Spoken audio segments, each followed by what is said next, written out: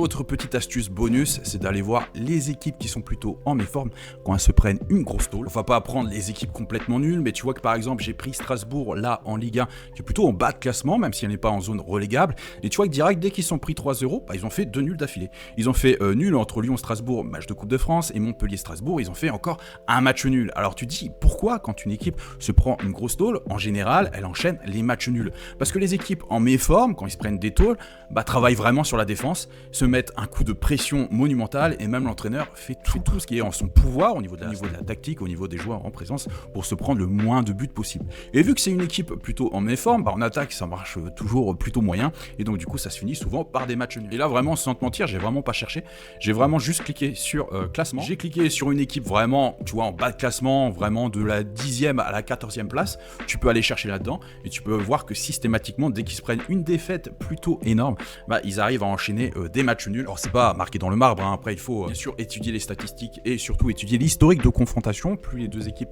ont un historique de match nul, plus effectivement il y a quand même des chances que ça arrive de nouveau. En tout cas c'était la petite astuce bonus qui marche plutôt assez bien, même si pour moi c'est pas réellement ma technique, mais en tout cas c'est vraiment une astuce très pertinente que je n'ai jamais entendue sur YouTube.